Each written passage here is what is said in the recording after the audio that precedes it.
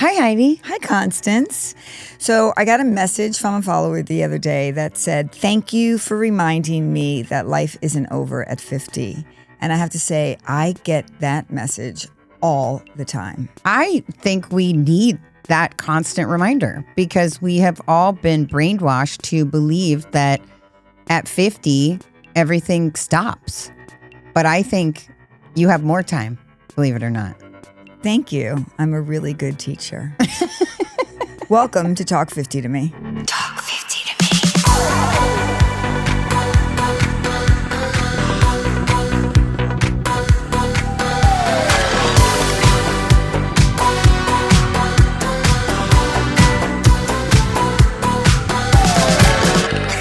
Let's do it again.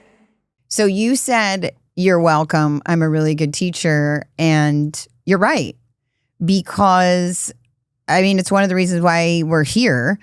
I so vividly remember when we were walking down the street in, where did you live? Mount Washington or whatever, somewhere, yeah. East Side. And you were like, I'm going to quit my job and I'm going to try and be a social media influencer and I'm going to go move to Montecito and I'm just going to fucking do it. And I thought, yeah, you are. Yeah, fuck yeah. Don't do something that's making you miserable and you're depressed by your job. Go fucking do something that makes you happy. Yeah, it's interesting because I've literally quit every job that stopped bringing me joy. It's probably why I don't have a fortune in the bank, because I walk away when I'm sad and I don't know how to be any other way. My neighbor even said to me, it's so brave that you just left everything and moved here. And I was like, is it? Because I don't know how to do anything else. I don't know how to do anything else but chase joy. What is my purpose for being here if not that? Well, you're teaching and helping and inspiring a lot of people, women. Thank you, Constance. Women in particular. And so that is what you're doing. And think of all the people that have millions and millions of dollars in the bank. Are they happy? Do they think that money would have brought them the joy that they can't find? If they bring it to me, I will give them the joy.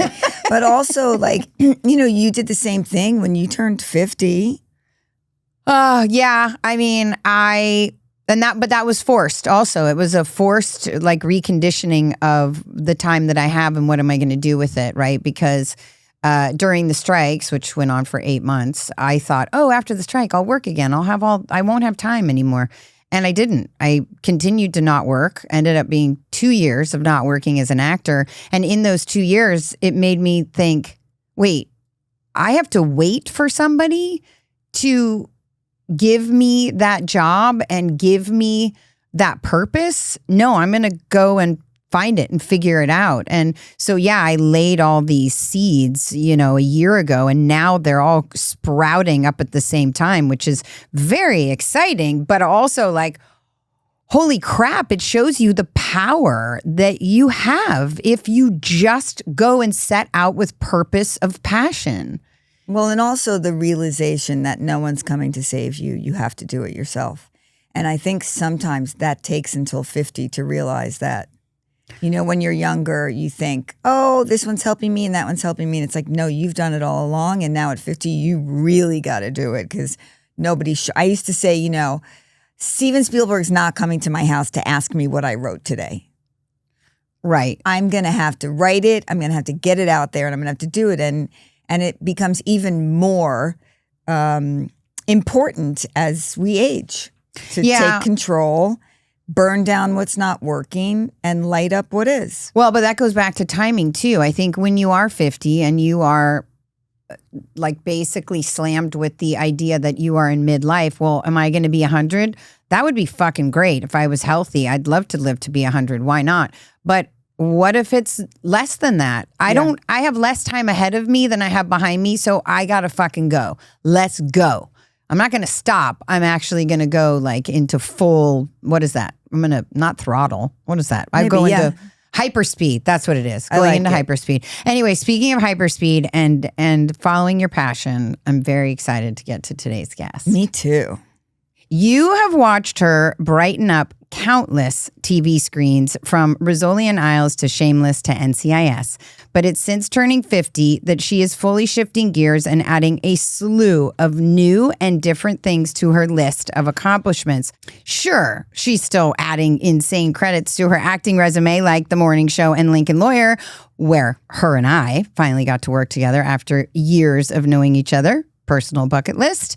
But it's her podcast, Convos and Coffee, the travel edition as well, Culture and Cappuccinos, her curated monthly newsletter, The Window Seat, and most recently becoming a CEO of Real Life Co., a guide to adulthood that has people getting to know a whole new Sasha. Please say hello to the smashingly fabulous Sasha Alexander. I love that intro. You guys were right. Thank you. Yay, Hi. sweet. We're so happy to have you. Hi. I've got a barking dog. That's all right. This is what the future Hi, of, guys. Zoom and podcasts. Hold on. I know. Jesus.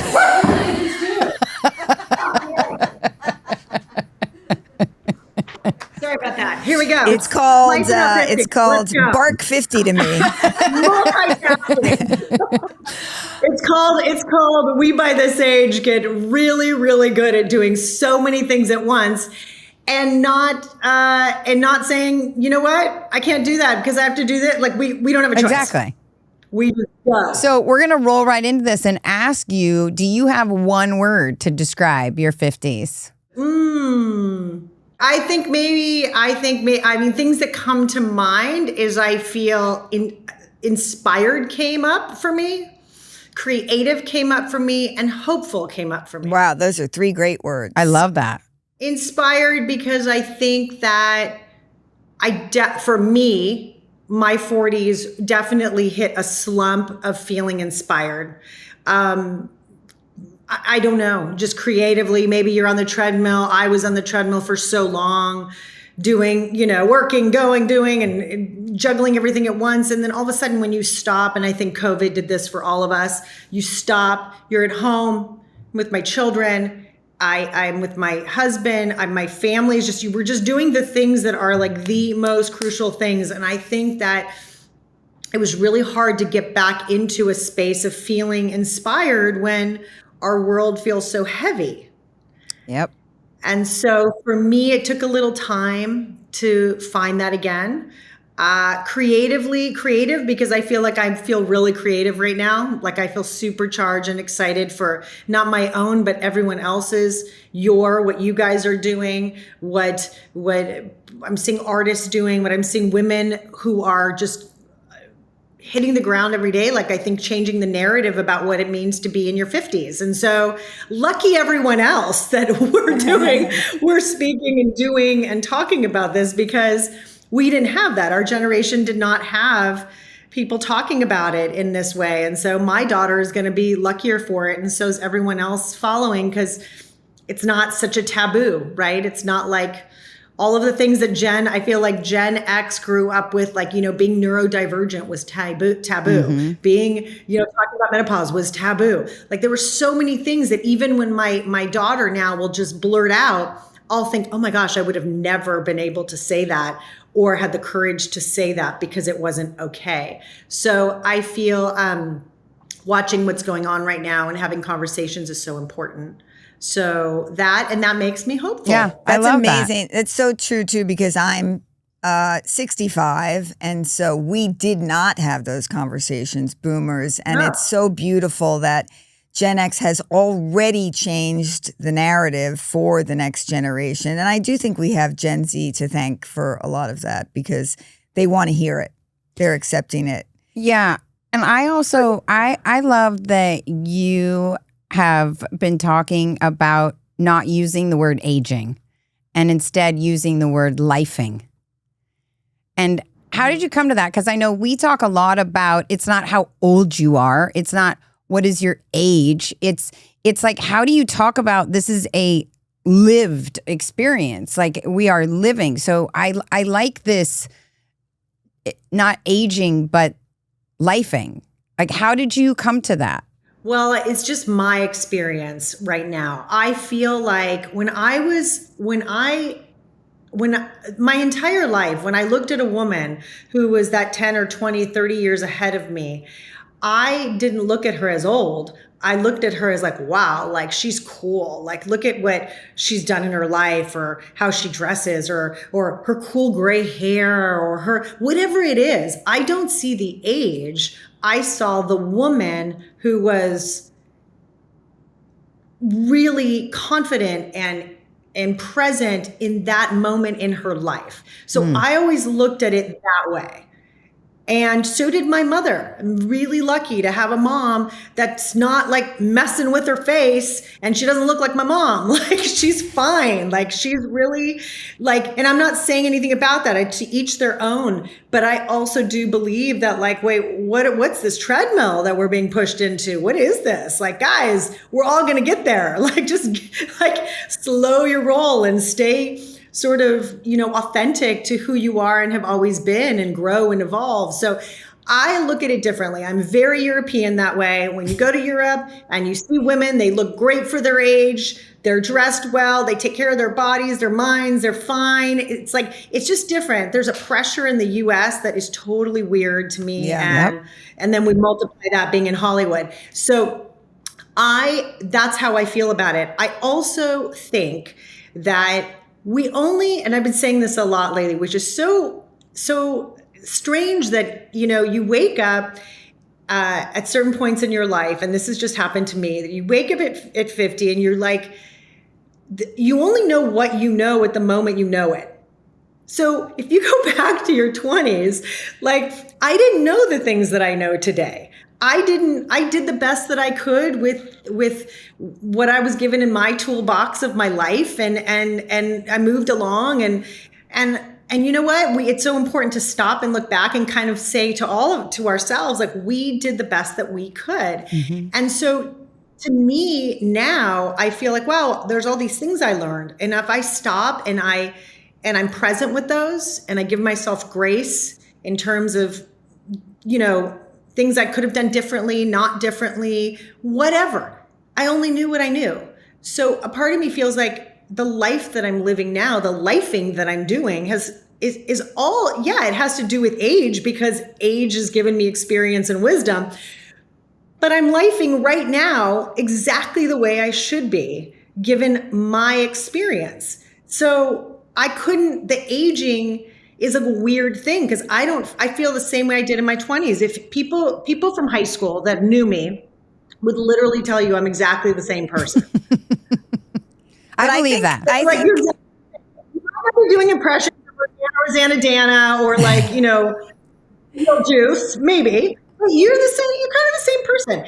But anyway, I think that's what people don't understand a lot. Often younger people don't understand. Like, when you get older, I always say, I'm still the same 20-year-old that, had sex on Princess Diana's lawn with a weird British guy that I met. Like, I'm still that same person. And we say often, we're all still here for the first time. Like, you can't cheat the wisdom, Right. We're experiencing. That's exactly right. We're here for the first time. Yeah. So I think, I don't know if that answers it, yes. But I just feel like I'm lifing the way I know right now, and it feels really good. So the idea of saying aging is not just because I'm this age. I genuinely don't feel like I feel different, but I do feel different because I've lived more. And I wouldn't go back to that age. And I would not do that. I see the things my daughter's going through. I see what young people are going through, and my heart breaks for it all. And I would not want to go back to that heartbreak. Same. Agreed. Like, I'm good at this perspective right now, looking down and kind of helping mentor and, be there, parent. And I think it's important that we all have these conversations out loud so that we continue to change the narrative about lifing. Yeah. And on that note, I mean, do we want to talk about how cool it is that you're a CEO? Thank you. Right? And the fact that, I'm very excited to say that I was there with you when you were telling me that you were going to launch this company. And I was like, this is so fucking cool. So do you want to talk a little bit about Real Life Co? Because again, you're talking about being here and only knowing this. And it's what inspired you to launch this company because you were dropping off your kid at college. And I think it's a big thing that happens to women at this age. And so I would love for you to talk about it a little bit. Thank you. Well, it started with me entering into a year last year of 2024 of, 2025 this year. Yeah, no, 2024. When I turned 50, I basically was like, I want to every day wake up and be present where I am. I don't want to worry about the things I don't have or wish I had or how I had. I don't care. I want to just do those things that bring me joy and that maybe I haven't done yet. And I'm going to say yes, right? It's like, and things started to come in that were really things I'd wanted to do, but just didn't find the time to do before, whatever. One of them was a play. I went and did a play that I hadn't done in 20 odd years. And it was an amazing experience. And I felt so charged by it. Another thing was, being present for my daughter who was graduating high school, going to university, having a totally different experience than I did. And in that process of dropping her off, I basically saw a white space in the marketplace for young adults. It was so hard to find things, not just for her dorm, but I'm talking anything. It was like, we live in a different world now. You don't just run out to Target and everything's in stock. COVID, it's not in stock. You got to plan, you got to figure it out. Nobody gives you a checklist. It was really wild. And I just didn't understand how nobody had done it. Now, there is a company that does do it, but most of them are targeted towards young women in the South who really like white and pink and fluff and, and ruffles. And what about the rest of the country? What about boys? What about other kids who are not that? So it was in my mind and it was eating me alive for 6 months. And then I decided to embark on something that I had never done before. I always wanted an office. I always wanted to do it, but I just never had space to do it. And so I jumped in and created this e-commerce platform called Real Life Co. And it's targeted. It's a guide towards young adulting. We talk about a lot of things that a lot of 18 to, let's say, 28-year-olds are dealing with, not just moving out of the home and becoming independent, but learning how to do everything from your laundry to your taxes to budgeting to finance. And also creating a space where you're cleaning up after yourself and you're buying the right sheets and this, and all that kind of stuff. So it's all in one hub. But what's been great about it is the learning curve. I've learned things this year in tech and in other areas of just in business that I have never done. As an actor and solely focused on that, I never allowed myself. It makes me cry. Mm-hmm. Yeah. No, this is what this is about, Sasha, because it's, you're using this word allowed and women are using it a lot, that we weren't allowed or we didn't allow ourselves. We were allowed. We didn't allow ourselves. It's tough. Wow, that really surprised me. No, it's allowed myself to move away from what I thought was the only path I should stay on. Mm-hmm. But everything in the universe was gnawing at me to do something more, something else, something outside of it, that I had other gifts to, and why shouldn't I do it? And so, listen, I've taken a totally big risk. This is something that I've, dove into, and we had a great first, launch this summer, and it's really fun because it combines design, which I love. It's very creative. We're working with a lot of young artists. I love hearing their perspective on the world. It gives me hope again. It's creative. I'm inspired. It hits and checks so many boxes for me. I love going to work every day and working with people who are of a different generation and who see things differently. And so I feel I'm having a great time. And the thing about it is, when we go back to allowed, the thing about it is it doesn't take anything else out. Like, I can still do other things I love to do, but I just don't think I gave myself permission to before. Mm-hmm. And maybe also when you're a parent, you don't have space for that, right? You're doing a show. I'm a parent. Like that's a lot. And Right. so this is kind of a first moment with one kid out and another one starting high school that I've had an opportunity to, I think a little bit more about kind of what I would like to do.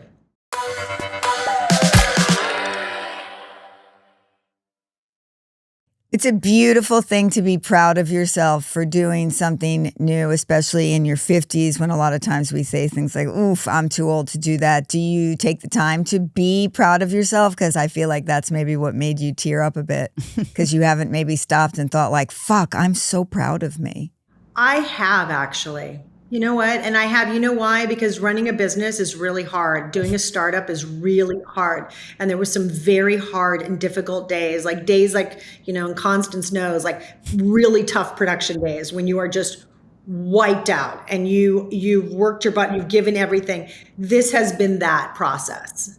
And the days that I would begin to question myself and go, why did I do this exactly? What came over me? Then all of a sudden I stopped and went, oh, I know exactly what came over me. And I'm super proud of what I'm doing. And so, no, I feel like I've matured and I'm old enough now to stop and say, I'm really proud of what I'm doing and where I'm at. And I think that's one of the gifts of being in our 50s and older, is that we have to stop and do that for ourselves. And I was stopped yesterday by a neighbor who's having a really hard time. She's having a hard time because she is in her mid 40s and she's absolutely going into perimenopause, and she is just not feeling like herself and everything's kind of falling apart. And I just said, be kind to yourself. Like, there's a lot of literature now. You can go online, you can read, you can talk to people. Like, you need to see that you're not alone, that this is nature. Mm-hmm. This is what it's biological. It's happening. So, like, be kind to yourself and do something you like to do today, and go get a breath of fresh air, take a walk, be around people who inspire you, Yeah, things we were never taught. Right. Things we were never taught. And also we are, growing up, I say growing up now, with women around us who are supporting us and not trying to take us down. And that's also a big thing that Gen X didn't have and boomers didn't have, and a lot of other generations haven't had. And I think it's why this Gen X movement around menopause and midlife and lifing, not aging, is different. It is a movement because we want to help. We want to make sure that the next generation doesn't come into this decade scared and unaware, but instead inspired. Like my daughter said to me the other day, you make 50 look so cool. And I just thought, what? Oh, I love her. All right. I was like, what? How did I do that? How did I do that? Yeah. And she's a really cool kid too. I don't know if a lot of people know this. I know I wasn't researched enough to know this, that your mother-in-law is Sofia Loren, who just turns 91, which is holy shit. She is, iconic. Have you ever asked her for any advice about lifing? Oh, yeah. Well, first of all, I could just be around her and watch how she does it, and have for the last 20 odd years. So, she is absolutely influenced and inspired, and so has my own mother. And in fact, last week I posted them both on my Instagram, which I never really do, because when we're all together, that's, I'm not really like shoving my face into my mother-in-law's face taking selfies. Like, that's just not happening. And so, even though other people like to do it, I don't. Camera eats first. So I took a photo of them, and they both just looked so happy. They were so happy. I was so grateful that they were happy. Mm. That's all we can ask for, right? Is that, like, we go through this and then we find our own happiness. And I don't know, I feel like sometimes, so seeing that made me really, really happy. But Sofia is she is not a person who, like, in any way looks backwards. Mm. She has literally taken lifing, not aging, as lifing. because she herself went through so much in her life at a young age that like those stages were very specific. So very, very difficult. And so I don't think she looks back at that and wishes she went backwards. I think she's like, this is where I'm at. And it's not easy. It's not always easy, right? There's ebbs and flows and good days and not great days, but like she's 91 and she's laughing and funny, and we watched things, and we had a great lunch, and she was surrounded by her her family and everyone that loves her, and her very, very funny niece that came in from Rome, who is maybe one of the funnier people on the planet, who talked about eating the entire lunch, but she killed us. Anyway, so yeah, I mean, I think the biggest lesson is to just like yourself. Yeah, wow. That's huge. We talk a lot about like radical self-love is the secret to success in life and staying present. It's really difficult to be present sometimes. Yeah. So do you have advice for the next generation that you'd like to share? I mean, you've said a lot of things that are already advice, but I didn't know if there was maybe something more specific that maybe you wish you had heard before you got here. Well, I'll say two things. The first one is, what I wish I had heard was, I wish I had known more just from like a health standpoint that we're all going to go there. So, in our 30s, we're building our, wherever we're at, but, it can come as early as your late 30s and start in your 40s. And you're going to start moving into a space that things begin to change. And when those changes happen, do yourself a favor and just surround yourself with people that might be older and get some advice and start to get ahead of it. Like get not ahead of it, but help yourself. Because I think for me, it genuinely in my mid 40s came on in a way that made me feel like I wasn't well. And that sucked up a lot of time and energy and felt really, really bad. So it took time to kind of adjust and get to a place where I could comfortably sit here and have this conversation with you guys and feel really like centered about it and good about it.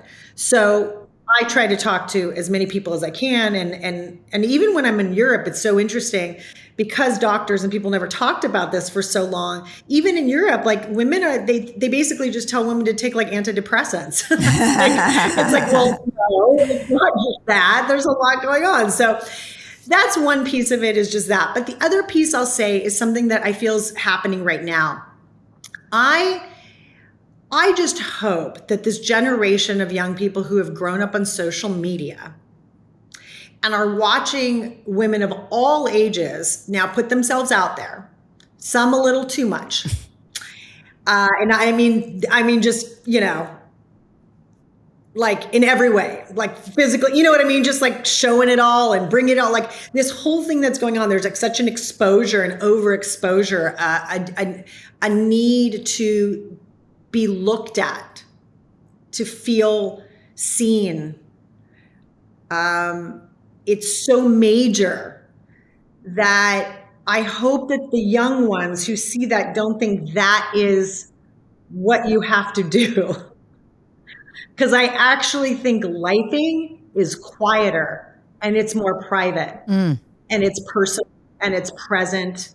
And that doesn't mean that we don't and go and pursue the things that we want to pursue. I'm not saying that, but I just think that social media has a way of warping it, and a lot of conversation that's happening around, keeping yourself young, looking young, whatever that means for you. And they're not at all talking about, like the pains of life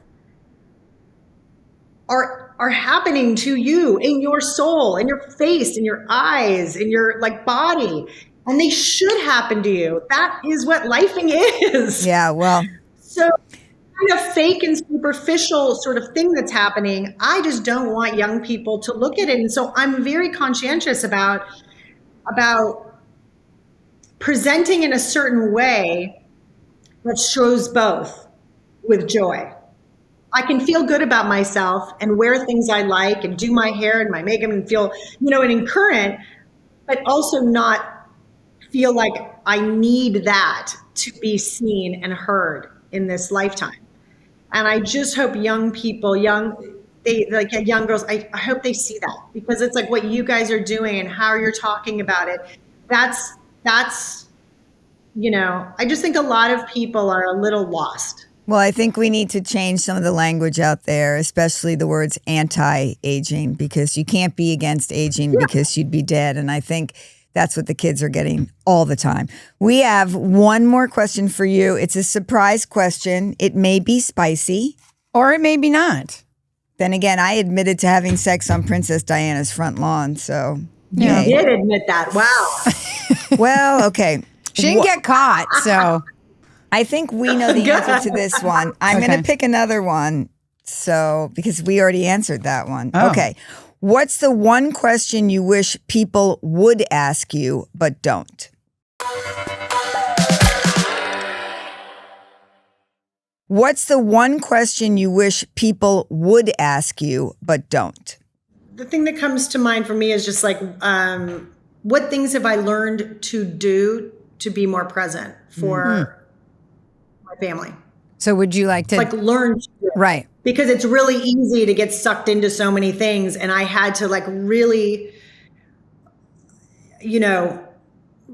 turn things around to sort of say, this is my priority and this is how I'm going to approach this. It's so easy. Same thing, piggybacking on the last question. I think it's so easy to be distracted by so many things right now. And I think our health literally is counting on us to not do that. Our health means turning things off and being here and enjoying those moments that we worked really hard to get to. Yeah, we deserve it. We worked hard in our 20s and our 30s to get to a life that we can have quiet moments appreciating and being proud of what we've put into things. And instead, if at this age, like I never imagined that in my 50s, and this is where we have to kind of go, whoa. We would still be like, but I gotta like, chill. There's so many like famous people that I see and I'm like, chill out. Where is that person in their life to give them a hug and say, you did it. Look how much success you've had. You have children and you've had a marriage or 2 or 3, it doesn't matter. But relax, take a deep breath, yogi it out. Like life is moving. Don't you want to like take a moment and just like, take it in? So I think that's a question. I think oftentimes it's just like what things can we learn to do to do that differently? Because I really do think it's really important for our well-being. That's amazing. I'm going to go do that today. I'm going to go stare at a tree. Lecture. I don't mean that. I mean, you know what I mean? Does it make sense what I'm saying? No, of course it does. Yeah. Of course it does. How to learn to be present. It's an important lesson. It really is. And sometimes it just means go stand outside and stare at a tree, which I do often. Sasha, thank you so much for being here today. We love you. You are an absolute joy. And I love all of the things you're doing. And you're so inspirational. And you're just awesome. Thank you. I adore you guys. And thank you for doing this and being out there and speaking about all this. It's super important. And I'm glad you're doing it. Thank you. We're glad that you're doing all you're doing and being present and relaxing and taking a beat for yourself. I'm working on it. I'm not saying I do it all the time. I'm just saying that, I do think we have to appreciate and love where we're at too. And working to do that is we have to learn to do that. Agreed. I love you. Goodbye. I will hopefully talk to you and see you soon. Okay. Big hug, guys. Bye. Bye. Again, I find it so wild when we start an episode with not knowing what's coming and then she just like hit the nail on the head and about time not being a commodity, right? And using your time for you. Right. Using your time for you, which women don't do specifically, let's be honest. Mm-hmm. We're too wrapped up in all the other stuff. Mm-hmm. And that also that we were like, what's the one question you wish people asked you? And that it was about how do you stay present, right? I think it's really hard for people. I I've had people ask me all the time, like, what do you do? And I say the same things over and over again. Like, if you live near a beach, go to the beach, put your feet in the ocean, go outside, stare at a tree, go for a walk. Walking has been the most wonderful thing that I added to my life. Even if you don't know how to meditate, sit and just don't say anything for 10 minutes a day. It really is just pushing the noise out and just sitting and enjoying the concept of being, existing, breathing. It's such a gift. I always say it's such a gift to just wake up every morning. The rest is gravy. Yeah, I know. Well, that's the whole aging is a privilege. We all don't, not everybody gets to be here. No. And so when you are here, appreciate it. And it's that like hugging yourself. It's almost like, what is the hug that you give yourself every day if you're not around someone? And that to me is that gift of time, which is also really weird because that's a word that they use for kids when they don't want them to go into school. They're like, we're going to give you the gift of time. And I'm always like, what the fuck does that mean? Like, but also the opposite is when kids are being bad, you give them a time out. Right. You get to go sit and be quiet and think about what you're doing. So I think the lesson is we all need a fucking time out. Yeah. All right. Take a time out. It's not a bad thing. It's a good thing. It's a good thing. We were raised in the grind generation. I know I was. We can stop grinding and take a time out. Take a time out. Everyone take a time out. Speaking of that, not yet. We're going to take a little time out and give a shout out to a few of our followers on our Instagram account. If you're not following us, you should. We had asked, what's one word to describe your 50s? And here's some more. Jen Mark May said free. Amazing. Great. Amma 22 Jane said momentous. I like it. I do too. And our friend Vicky, which we stumbled upon, by the way, this just happened. VR Stauber gave us evolving, which feels very fitting, right? For her to say evolving. Yes, we found her on Instagram. She's become a friend. And Constance and I like to match jewelry. And we are obsessed with her jewelry line. Sway into it. Not a plug. Just love it. Not a plug. Just love it. But also, I just was like, of course she says evolving, and her company is Sway into it. Because it is. It is all about evolving every day and taking what the universe is giving you and then turning it into a new necklace stack. If you want more Talk 50 to Me, please follow us on Instagram at Talk 50 to Me. Subscribe to our email list to get Talk 50 to Me updates and announcements. Do you have a question? DM us on IG or email us at talk50tomepod@gmail.com. And remember to like and subscribe wherever you find your favorite podcast and tell a friend because they'll tell two friends and so on and so on and so on. As for us, we will see you next Tuesday. Bye now. Talk 50 to Me with Heidi Clements and Constance Zimmer is produced by Alex Beatty, recording engineer Aaliyah Walker, editing by Zaleen Hesse, music by Matt Friedman, production services provided by A4S Podcast Studios, a Talk 50 to Me LLC production distributed by the Forward Network.